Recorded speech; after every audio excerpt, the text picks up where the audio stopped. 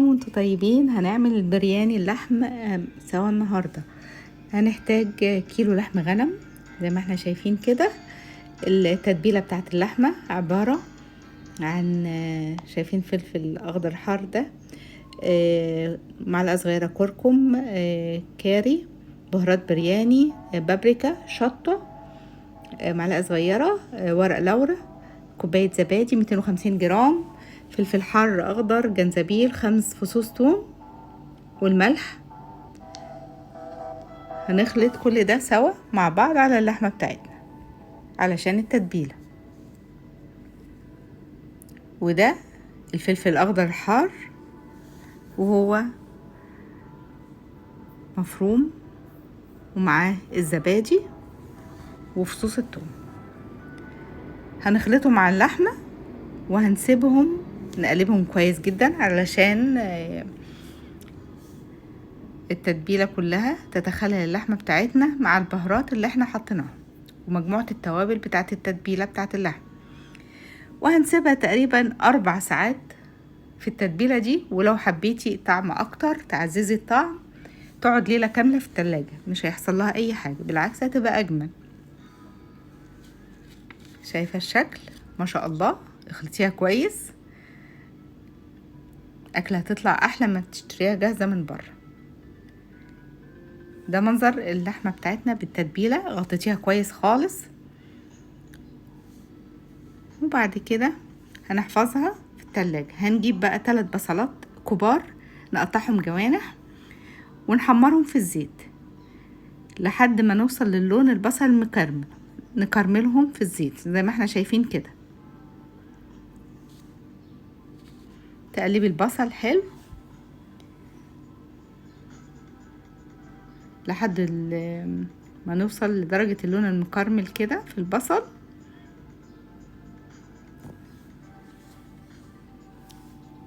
شايفة اللون؟ معلش البخار جاي كده معانا. ده لون البصل المكرمل. هناخد جزء منه، نص كمية البصل هنخليها في طبق على جنب. هنقول هنعمل بيها ايه بعد كده، وهننزل باللحمة على النص الباقي ده.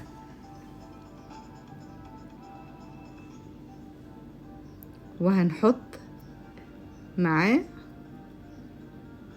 كزبرة خضراء ونعناع اخضر. هنقسم كمية الكزبرة والنعناع الاخضر، نحط جزء دلوقتي مع اللحمة.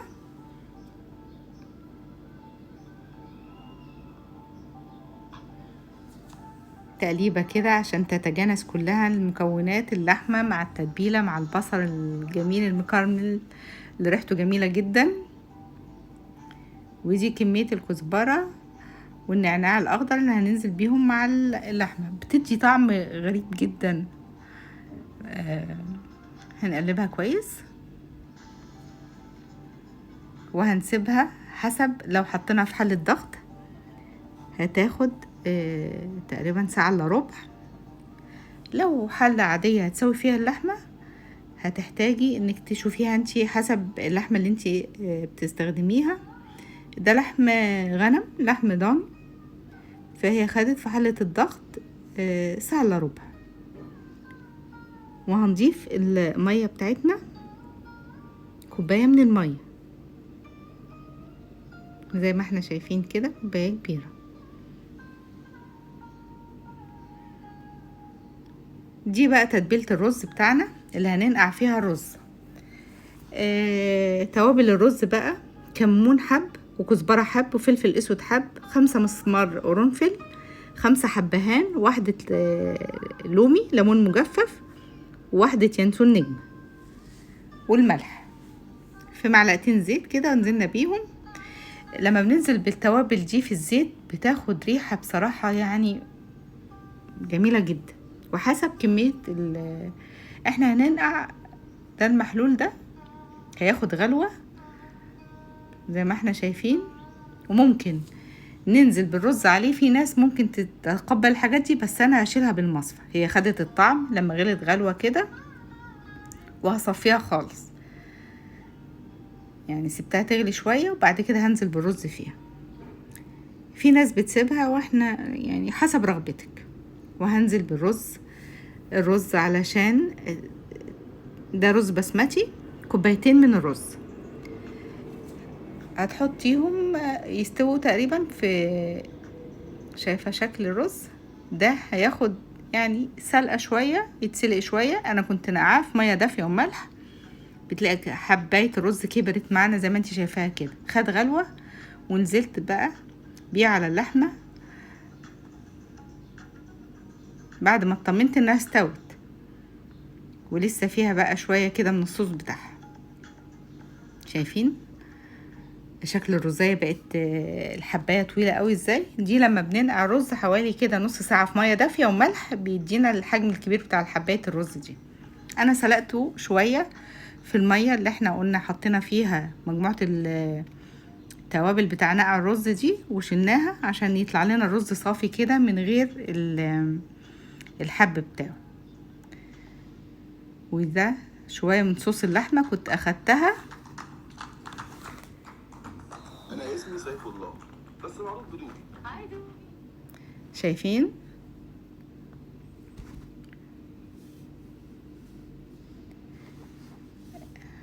وهنزل بباقي الرز تاني. دي انا جزء من الصوص بتاع اللحمة كنت اخدته ورشيت الرشة دي كده عشان الرز يتشرب بيه ويدي الطعم الجميل.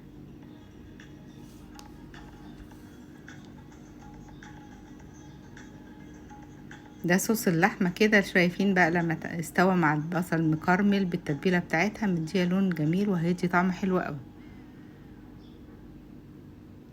وطبعا في كنت نقعة كده كام واحدة زعفران بتدي طعم وريحة حلوة قوي. زعفران صحي ومفيد جدا، مضادات أكسدة وحاجة كده كلها فوائد. ده باقي كمية الكزبرة والنعناع الأخضر هحطهم برضو على الرز. جزء نص الكمية حطيناها مع اللحمة وهي بتستوي، والنص التاني هحطه على الرز كده. وفاكرين طبعا شوية البصل المكرمل، ولو عندك مكسرات ما يمنعش تحطي شوية زبيب كده مع لوز صنوبر زي ما انت تحبي. وده جزء من البصل اللي احنا شلناه، فاكرين نص كمية البصل هنحطها بقى تاني هتاخد الطعم والريحة. وهنقول بقى الحاجات دي هنفصلها ازاي بعد كده، بس هنحطها. اخلي معلقة صغيرة بقى معايا كده بعد ما اخلص التسوية كده. استوى الرز، بس هاخد الحاجات البصل برضو المكرمل والزبيب من عليه، هنشوف هنعمل فيه ايه بعد كده. بس خد شوية من طعم الرز واللحمة. وبعد كده هنحطها بقى في طبق التقديم. هنشيل الزبيب والبصل المكرمل، وهنشيل برضو النعناع والكزبرة دول بقى.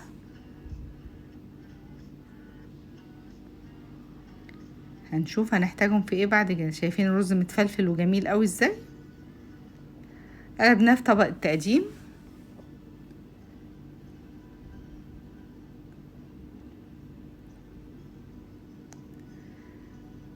شايفين شكل اللحمة بقى لما ننزلها مع الرز. وباقي بقى الحاجات اللي احنا كنا شلناها هنزلها بقى على وش الطبق بتاعنا. واي نوع من المكسرات حتى لو سوداني عندك وحابة تحطيه، اللوز ده البصل المكرمل اللي استوى مع الرز والاكل، والزبيب. في بقى اي حاجة مكسرات عندك عايزة تضيفيها ممكن تحطيها، تدي طعم حلو قوي وجميل. شايفين الشكل؟ فستق، لوز، صنيبر. انا كان عندي حاجات الحمد لله حطيتها ادت طعم حلو قوي قوي، حسب المتوفر عندك انت واللي موجود يعني. بس دي كانت حاجات موجودة من رمضان فاستخدمتها. كل عام وانتم طيبين، عيد سعيد عليكم، وعيد اضحى مبارك، عيد فطر مبارك. يعني في كل المناسبات الاكلة دي تتعمل جميلة قوي قوي قوي. في اي مناسبة عايزة تعملي اكلة مختلفة.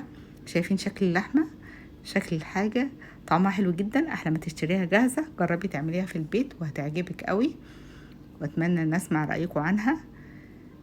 واحط كل المكونات في صندوق الوصف عشان تجربي تعمليها وتقولوا لي رأيكم ايه. هستنى تقولوا لي الطعم عامل ايه. والشكل لوحده كفاية، يعني العين بتدوق الاكل قبل ما بتاكليه، عينك بتستطعمه. بالهنا والشفا عليكم، ويا رب دايما بخير. دمتم في امان الله. بألف هنا وشفا. احلى وصفات ممكن تعملوها بايديكم.